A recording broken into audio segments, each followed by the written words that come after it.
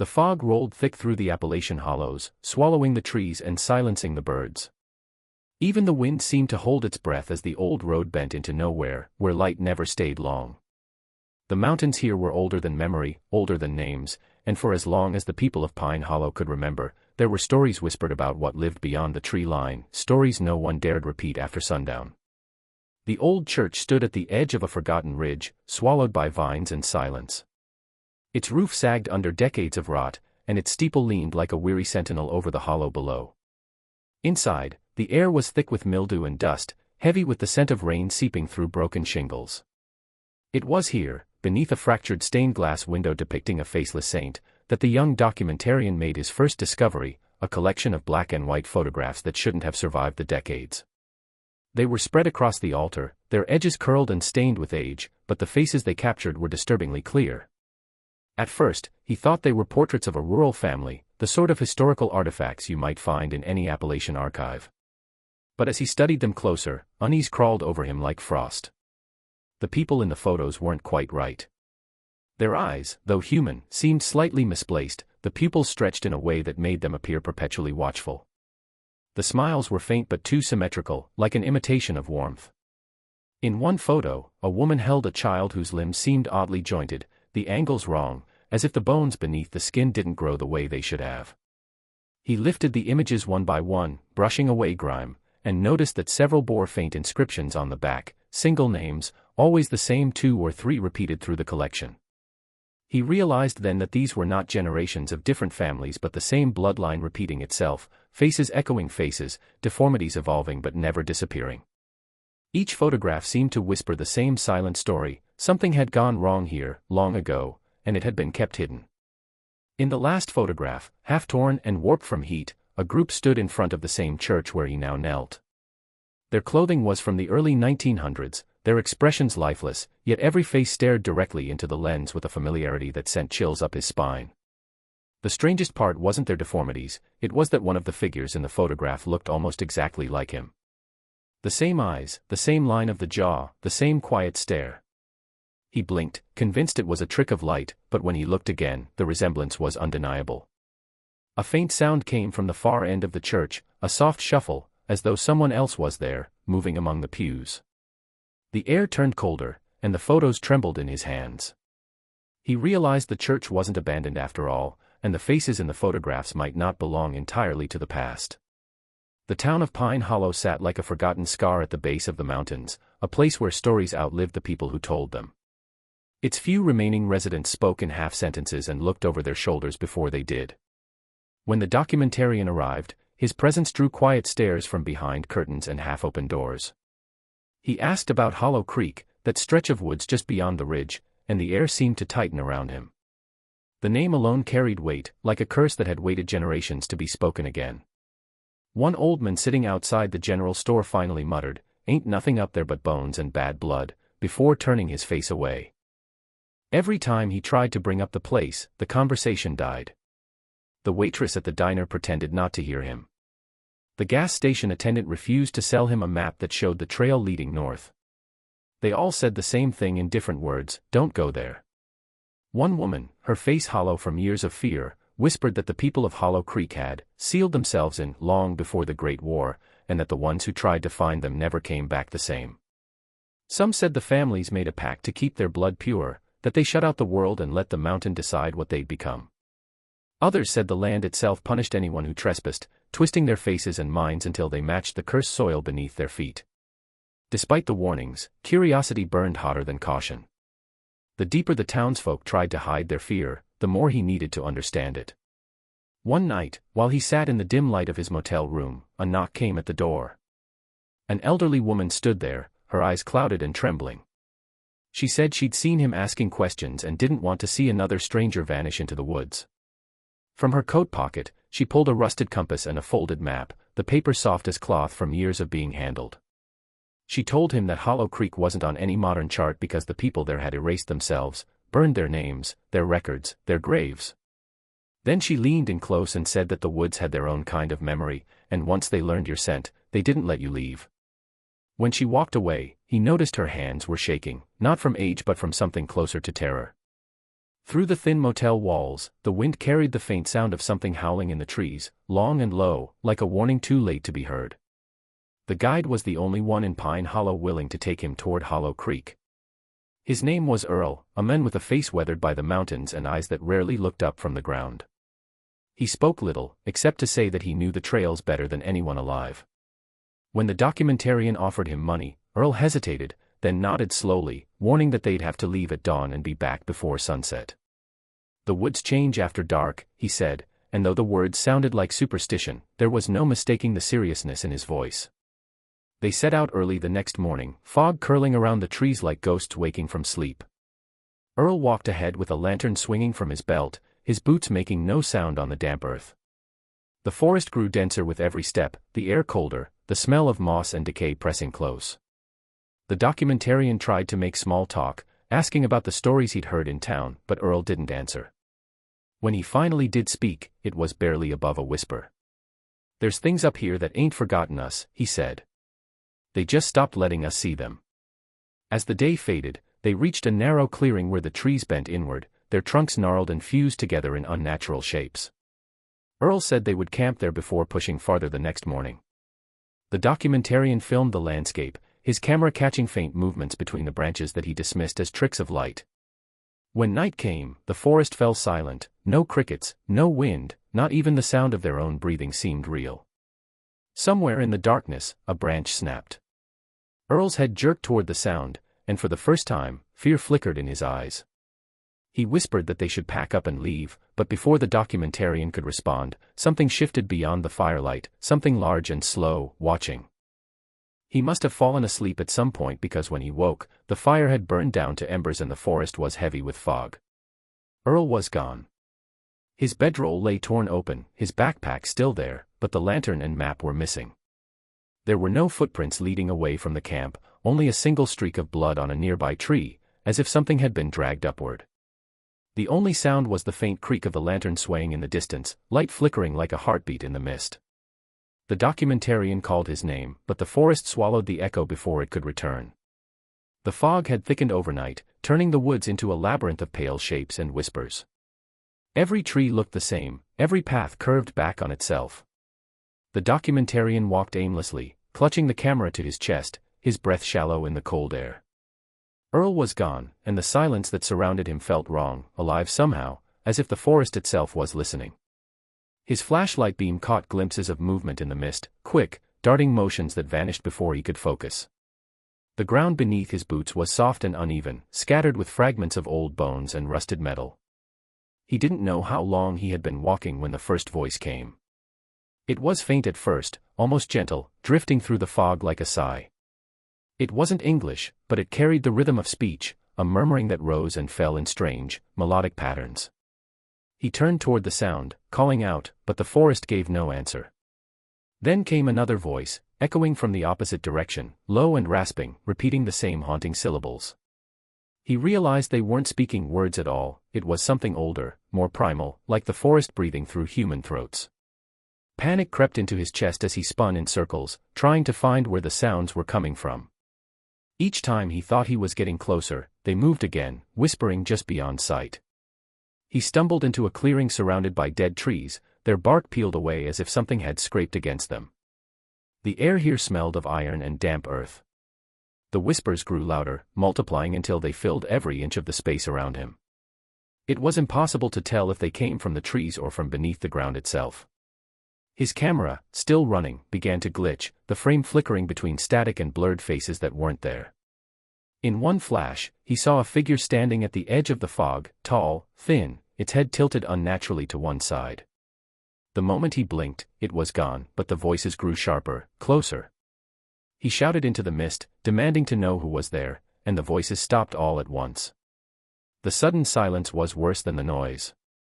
The air felt heavy, pressing against his skin, and he could hear his heartbeat echoing through the stillness.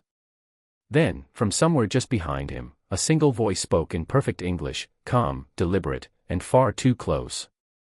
It said his name.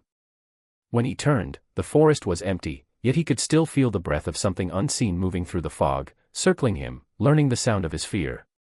He followed the sound of running water until he reached a small stream, its surface reflecting the dim gray light that struggled through the trees. The forest had grown impossibly still again, as though it were waiting. Across the stream stood a structure that looked like it had been assembled piece by piece from whatever the woods had offered, warped planks, rusted nails, bones, and branches woven into its walls. It wasn't a house in any familiar sense, but a crude cabin sagging under the weight of time and secrecy. The door hung crooked on its hinges, swaying slightly though there was no wind. Something about it felt wrong, but curiosity, that same curse that had carried him this far, pulled him closer. When he stepped inside, the smell of rot and damp wood filled his lungs. The air was thick, heavy, and cold enough to sting. The cabin was small, one room only, lit faintly by the light that forced its way through cracks in the walls. At first, it seemed empty, but then he saw them, dozens of small figures arranged on every surface, on shelves, on the floor, hanging from strings that crisscrossed the ceiling. They were dolls, handcrafted with unsettling precision, each one made from scraps of cloth, animal bones, and straw. Their faces were carved from bits of wood, painted with ash, and every single one bore a different expression, some smiling faintly, others weeping, and a few with mouths sewn shut. As he moved closer, the realization struck him that the faces weren't random. They mirrored the same distorted features from the photographs he'd found in the church. The wide, uneven eyes, the elongated jaws, the crooked lips, the same bloodline, captured again and again in grotesque imitation. One of the dolls sat apart from the others, perched on a wooden chair facing the door. It was larger, more detailed, and when he knelt to examine it, he noticed strands of real hair woven into its head and tiny teeth embedded into its mouth. His stomach turned. The craftsmanship was too perfect, too human. The camera in his hand began to record on its own, the screen flickering as it caught faint movements in the shadows. He thought he saw one of the dolls tilt its head, but when he blinked, it was still. The quiet pressed against his ears until he could hear the blood rushing through his veins. Then, somewhere behind him, came the soft creak of the floorboards, a slow, deliberate step. He turned toward the sound, but the cabin was empty. The door he had entered through was now closed, and from the corner of the room, one of the dolls had fallen face down, its painted eyes cracked open wider than before. He stumbled out of the cabin, gasping for air, the weight of the stale room clinging to his skin like a film. The forest outside felt no safer, its silence stretched too thin, every sound magnified by the tension in his chest. The fog had thickened again, curling around the trees in pale ribbons that seemed to move with purpose. He followed the faint glimmer of moonlight filtering through the canopy until it led him to a clearing unlike any other he'd seen. In the center stood a massive oak, its trunk wide enough to swallow a small house, its roots coiling into the earth like veins. The bark shimmered faintly under the moonlight, wet and dark, but what caught his eye were the carvings. Hundreds of names, etched deep into the wood, some fresh, some nearly erased by time. He stepped closer, tracing his fingers over the rough surface. The names repeated again and again, the same few surnames that had appeared on the backs of the photographs. The repetition was obsessive, endless, generation after generation etched into the same ancient tree, as though the families had been recording themselves into the very heart of the forest. Some names had been carved over others, their letters tangled together, impossible to separate. It wasn't a memorial. It felt more like a record, a lineage preserved in blood and bark. As he moved around the tree, he saw that many of the carvings were smeared with something darker than sap. The marks were uneven, as if written by trembling hands or carved with desperation rather than pride. Near the base of the trunk, he found something stranger still, handprints pressed into the wood, small and large, burned into the surface as though seared by heat. They were clustered around one particular name that had been circled dozens of times, the letters gouged so deep the tree seemed to bleed. He couldn't read the name clearly, the letters had fused together into something unreadable, but looking at it made his stomach twist. The deeper he stared, the more he thought he could see faint movement within the bark, as though the wood itself were breathing. A sudden wind passed through the clearing, and the branches groaned like something alive. The air smelled faintly metallic, a tang of iron and decay. His camera flickered, the screen distorting as static lines crawled across it. When the picture cleared, the carvings seemed to shift, new names had appeared that hadn't been there seconds before, including one that froze him in place. His own name, freshly carved, the lines still wet, glistening under the pale light. He took a step back, heart hammering, as something heavy moved within the hollow of the tree, the sound deep and wet, like something awakening beneath the roots. The clearing ended where the forest began to rise again, the ground turning uneven and soft beneath his boots. The air carried a faint, sickly sweetness, the kind that clung to decay. He followed it, unsure why, perhaps because it was the only thing guiding him through the fog. The further he went, the thicker the smell became, until it led him to a slope covered in tangled weeds and leaning stones. At first glance, it looked like nothing more than a forgotten hillside, but as he brushed the dirt away from one of the stones, faint carvings appeared, crosses, symbols, and letters worn thin by time. It was a cemetery, hidden deep within the woods, unmarked on any map and untended for decades. The graves were small, shallow mounds arranged without order, some no larger than a child's bed. Most of the stones bore no names, only initials or strange symbols that repeated like a family mark. Several plots had been disturbed, the soil uneven, as if something had been dug up and then left open. When he knelt beside one of them, the camera light caught a glint of white beneath the loose earth. He brushed it aside and found bones, fragile and thin, smaller than they should have been. They weren't animal remains. The bones were human, but their shapes were distorted, twisted joints, elongated skulls, and finger bones that curved unnaturally inward. He felt the air around him grow colder, as though the forest itself disapproved of his discovery. Some graves held fragments of coffins, wood blackened by rot, nails rusted to dust. But others had been stripped entirely, leaving only impressions in the soil, as if something had clawed its way out long ago.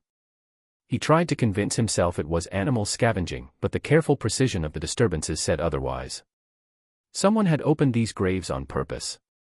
Near the far edge of the burial ground, he found a broken cross still standing, a faint inscription carved at its base, "We return what we borrow." The words made no sense, yet they filled him with an inexplicable dread. The deeper he walked among the graves, the more he noticed how quiet everything had become again, the forest watching, holding its breath. His footsteps felt too loud, echoing against the stillness. As he turned to leave, his flashlight flickered and caught movement between the trees. For a heartbeat, he saw a figure crouched over one of the open graves, its pale hands busy with the dirt, as if gently rearranging bones. When the light steadied, the figure was gone, but the ground where it had been was freshly turned, and from it rose the faint, sweet smell of something newly buried. The journal was half buried beneath a rotting trunk near the edge of the cemetery, its leather cover warped and split open by years of moisture. He almost didn't see it at first, mistaking it for a piece of bark, but the faint glint of metal from its clasp drew his attention. When he pried it loose, the pages clung together, damp and fragile, the ink bled into dark stains that blurred much of the writing. Still, enough words remained to piece together fragments of something ancient and terrible. The handwriting changed throughout, as if it had been passed from one generation to the next, each voice adding to a legacy meant to be remembered only by those bound to it. The entries spoke of isolation, of families who fled civilization long ago, convinced that the world beyond the mountains had turned impure. They had come to Hollow Creek seeking refuge from sin, determined to preserve what they called the first blood. The journal described the forming of a pact, a sealing, that would ensure their lineage remained untouched. Each marriage, each birth, each death was documented with care, the words blending devotion and madness. One line repeated across multiple pages, sometimes scrawled in haste, other times written in perfect, reverent script: "We are the root, and the root must feed itself." He turned the pages slowly, his fingers trembling as he read further. There were drawings in the margins, symbols that looked like trees with faces, and beneath them, lines describing rituals performed to bind the generations. The language grew more fragmented, shifting from coherent writing to desperate scribbles. One section described a night when outsiders came, takers, as the writer called them, who tried to pull the families down the mountain to rejoin the modern world. What happened to those outsiders was never written clearly, but the next entry, penned by a different hand, spoke of burying bodies where the ground still breathes. Near the end of the journal, the tone changed. The writer no longer spoke of pride or purity, but of fear. They wrote of sickness in the blood, of children born wrong, and of voices in the roots whispering promises. The last page was burned along one edge, the words nearly lost, but he could still make out a single phrase scratched deep into the paper, as if carved with a blade instead of written: "The ceiling is cracking. They are waking beneath us." The camera in his hand recorded the page trembling slightly though there was no wind, and for the first time, he realized the forest around him had fallen completely silent again, listening. The path from the cemetery narrowed into a tunnel of trees, their branches twisting together overhead to blot out the faint moonlight. Every step he took seemed to sink deeper into the earth, the air damp and cold enough to sting his lungs. His flashlight flickered again, its beam catching glimpses of shapes between the trees, not moving, but there, always watching. When he stumbled into a small clearing, he saw a structure ahead, half collapsed and covered in moss. It looked like it had once been a cabin, but time had devoured it, leaving only fragments of its walls and a rusted metal bedframe buried in leaves. As he lifted his camera, a soft voice drifted from the shadows, low and melodic, humming a tune that didn't belong in the silence of that place. He froze. The voice grew clearer, words forming out of the hum, though he didn't understand their meaning. From the far corner of the ruin, a figure emerged, a woman, barefoot, her pale dress torn and gray with dirt. Her hair hung in uneven lengths, tangled with leaves, and when she stepped closer, the beam of his flashlight caught her face. It was not monstrous, not grotesque in the way he had expected, but something far more unsettling. Her features were almost perfect, yet that perfection felt wrong, too symmetrical, too still, like a face made by someone who had only heard what beauty was supposed to look like. Her eyes, black and glassy, reflected the light in a way that made it impossible to tell where her pupils were. She spoke his name as though she had been waiting for him, her voice calm but hollow, like an echo from beneath the ground. When he asked who she was, she tilted her head slightly, smiling with lips that didn't quite move the way they should. She said she was the last of the sealed, the keeper of the pact, and that she had been waiting for the blood to remember itself. He tried to step back, but her eyes followed him, and with each breath, the forest around them seemed to bend inward, listening to her. She told him that the others had gone below, into the roots where the blood stayed pure, and that the earth still fed on their promise. Her words slipped between sense and madness, her tone filled with both sorrow and pride. When he looked down, he saw her bare feet sinking slightly into the ground, the soil moving as if alive beneath her skin. She reached toward him, her fingers long and thin, whispering that the blood had called him home. The camera caught the movement, but not her reflection, and before he could react, the air shifted, the trees around them began to whisper in the same haunting language he'd heard before, and her black eyes glimmered with something that didn't belong to this world. He ran through the trees, branches tearing at his clothes, the forest stretching endlessly in every direction. The woman's voice still echoed in his head, whispering words he didn't understand, but they sounded like his name twisted into something ancient. His camera swung against his chest, the red recording light blinking through the darkness. No matter how far he ran, the woods seemed to close around him, the air growing thicker, colder, the ground soft as if he were running over breathing soil. When he finally stumbled into another clearing, he dropped to his knees, gasping for air. For a moment, there was only silence, then the faint click of his camera turning itself back on. The screen flickered, static filling the frame before the image cleared. At first, he thought it was malfunctioning, replaying an old recording, but what appeared made his blood run cold. The faces from the photographs, the same distorted, half-human features, were there, standing among the trees behind him. Their expressions were lifeless, yet their eyes gleamed, following his every movement. He turned, but there was nothing there. When he looked back at the screen, the figures had moved closer. Some were tall and crooked, their limbs bending wrong, while others were smaller, crawling on all fours, their faces pale and smooth like wax. He stumbled backward, gripping the camera as if it could protect him. The light caught something glinting in the soil, fragments of bone, teeth, bits of fabric that looked decades old. Then a low sound rose from the ground, deep and rhythmic, like the heartbeat of the earth itself. The faces on the camera began to change, flickering between the old photographs and live images, until one of them looked directly into the lens and smiled. The movement was too real, too precise to be a trick of the light. He dropped the camera, but the sound of static continued even after it hit the dirt. In the distance, he saw movement, dozens of shapes emerging from the fog, walking slowly between the trees. Some moved upright, others dragged themselves, their bodies twisted in impossible ways, yet all shared the same face he had seen in the pictures. The same blood, the same curse. He tried to run again, but his legs felt heavy, the earth pulling at him like it knew his name. The last thing he saw before the fog swallowed everything was the oak tree, the same one carved with generations of names, its surface now alive, faces pushing through the bark like something buried too long finally trying to breathe. The forest pulsed once, as if exhaling, and the sound of whispers filled the air, chanting a single word that echoed through the mountains, his own.